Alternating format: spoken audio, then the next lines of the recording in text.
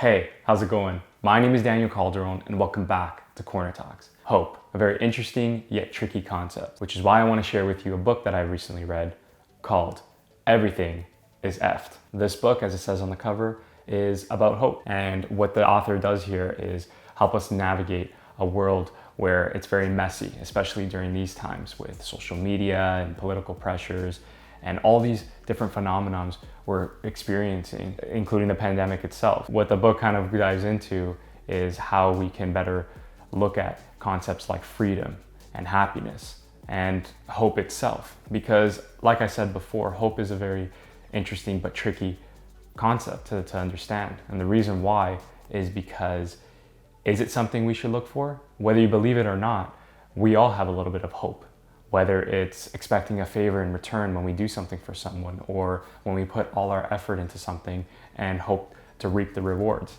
There's always that piece of hope inside of us. It's what makes us human. It's part of our nature. Should we really have an over-reliance on hope? And should we look at it from another angle? So after reading this book, these are my lessons from Everything Is F CKED.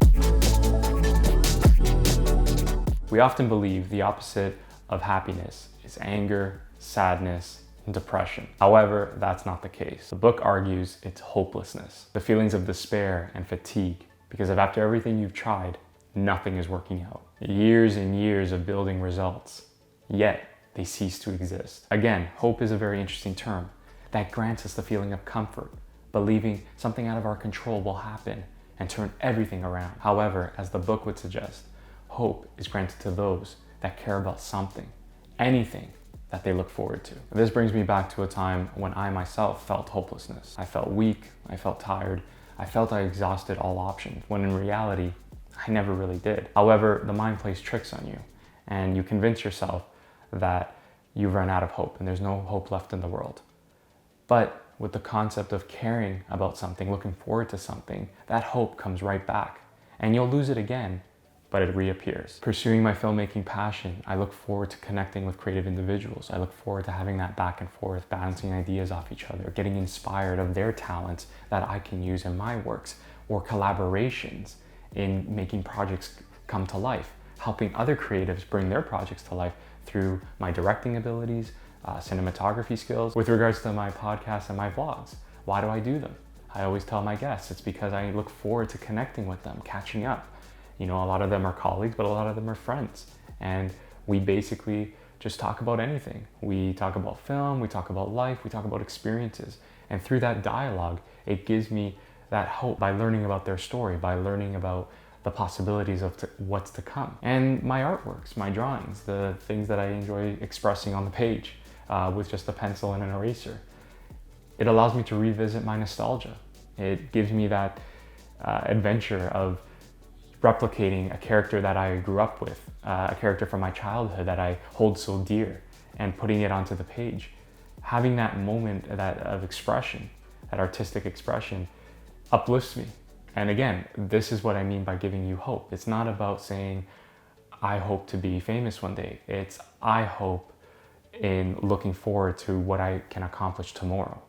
And that's what gives you true happiness. It's not about hoping for things that are not guaranteed. It's hoping for things that you can guarantee through creation, through contribution.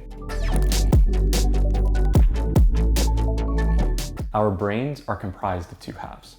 One side is the thinking and one side is the feeling. Best way to help you understand this concept is the thinking brain is the one telling you study for your final exam. And the feeling brain is the one telling you just watch one more episode on Netflix. I don't know about you, but the feeling brain usually wins. And that is because we as humans run off emotion more than we do logic. It's why we choose to spend endless hours scrolling through Instagram trying to find the latest meme or checking in on our favorite celebrity and what they're up to, rather than broadening our knowledge of science so that we may contribute to humanity's quest in colonizing Mars in the near future. It's why we have that slice of cheesecake rather than have the more healthy option of, let's say, an apple. It's why smoking exists, even though everyone knows it leads to cancer and possibly death. Why? Because it feels good. Yet we must have a balance and remind ourselves we still have a thinking brain. We still must be logical, so that way we don't abuse and get ourselves addicted to social media. We don't get diabetic because of all the sweets we ingest. And we don't consume toxic substances. This is not done overnight. This is not done by cold turkey. This is done by negotiating with the feeling brain. Don't even use the word quit, because again, you're not negotiating with the feeling brain, you're fighting with it. And naturally your emotions, because we're wired that way, will take over. And I'm telling you this from experience. For instance, eating healthy. If I tell myself I'm not gonna have carbs again, you know those no carb diets, don't touch carbs, don't touch sugar, it's not realistic, especially if you're like me that has a huge sweet tooth. So what I tell myself is I'm not going to have 3 meals that consist of carbs. Maybe only 1 meal will consist of carbs. Like let's say I'll have a pasta for dinner, or in a situation where you need to have more fruits for the day. You know, I'm not a big fan of fruits, but I still have my bananas and strawberries. I don't mind those things. So I tell myself, okay, I'll eat the fruits that I really enjoy, the favorites. That way I'm getting my intake of fruits. But I'll also tell myself I'm gonna have at least 1 serving. How does this play into hope? Well, it gives it a more practical sense. If you understand that you have 2 sides of your brain, if you understand that one needs to be negotiated more than the other, if you understand that it's normal to give into your emotions because that's how we're wired, you will develop a sense of hope that one day you will develop a healthy routine, or one day you will quit smoking entirely. That is a real sense of hope. And that is what the book, that is what the author was trying to tell us, is we need to start giving into those concepts of hope. Hope that we can control. Hope that we have a label on, that we say, this is our life. This is what we're gonna do about it. Not the other way around, where the feeling brain, the emotions take over us and we have no direction and we're aimless in life. Pain is what makes us human. It's part of our existence.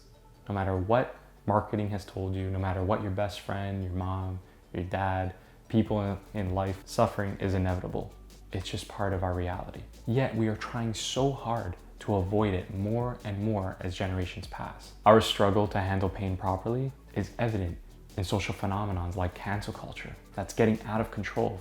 People that said things in the past, maybe they didn't mean, or maybe they were put out of context, or maybe they said, yet they've become better individuals.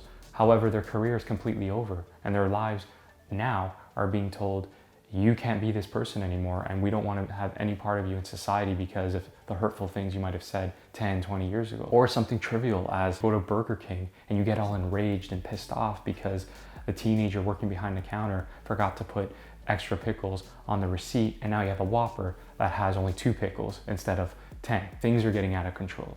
You know it and I know it. You look outside, you read the news, and it's getting a mess. Everything is getting exposed. Everyone's hurt by something, and it's not right. We as a society deserve better than this. But the only way to earn it is to embrace it. No matter how rich, perfect, and well-balanced your life may be, pain will always exist. From something extreme like a loved one dying, or to something slight, to when you go out with 2% battery and you realize, oh, my phone charger is at home. When I was going through an identity crisis, lost my job, not knowing where I was going in life, comparing myself with other people, it was that victim mentality that got the best of me. It was telling myself that this pain, I deserved it. I deserved to be at my lowest. I thought the world was against me. It was rigged. No one was throwing me a bone, as they say. I really did believe that things were happening out of maybe spite, out of karma. I was just at a low place. And that's not the healthy attitude to have. It never is. And this is what I mean by we live in a time where I think people are reacting so much, whether it's Twitter, Instagram, you know, on the street, to people's comments, is because they're at a very dark place in their life.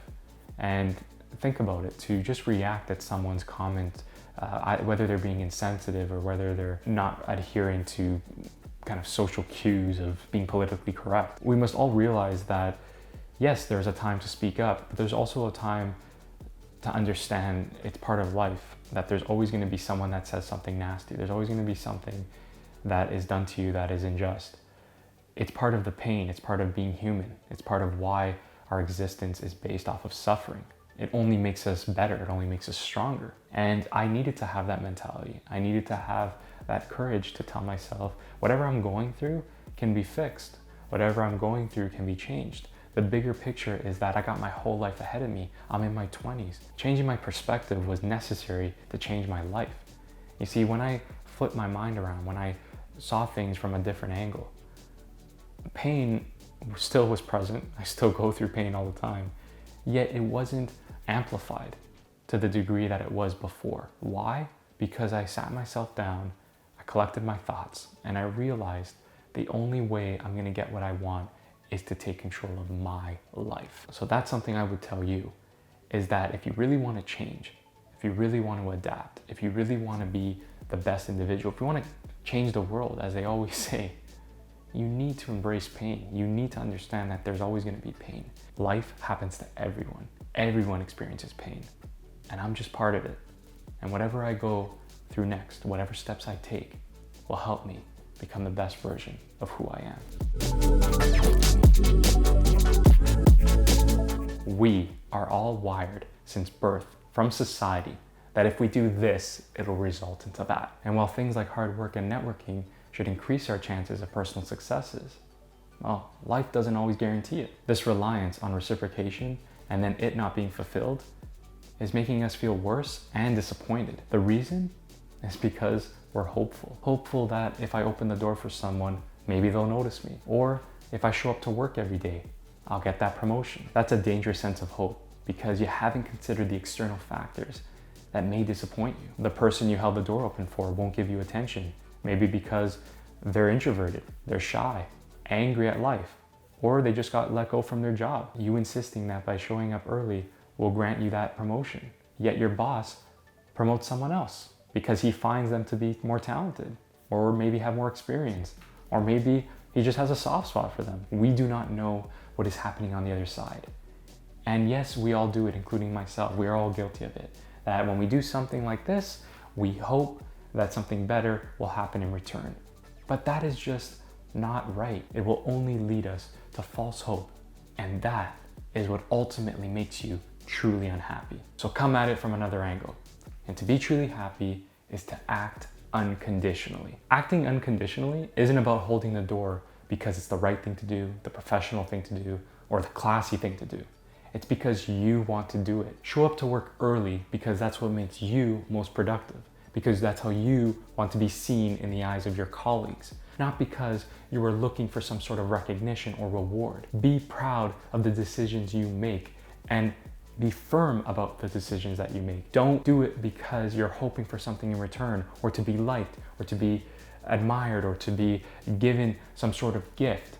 Do it because it comes from your heart. Never do anything because you want someone else to notice. Always do it because it brings you true happiness. When I pursue my film career, when I do these podcasts, these vlogs, it is because it brings me happiness. It is not because I'm expecting anything in return, other than the joy of knowing someone out there is listening and being inspired by the words I'm saying to them. True happiness is going through life not relying on hope. Hope comes out of the things you contribute, the things you look forward to, the things you care about. It should not be because you're doing it out of senseless acts, out of acts that are conditioned. Do it because you want to do it, and that will make you ultimately happy.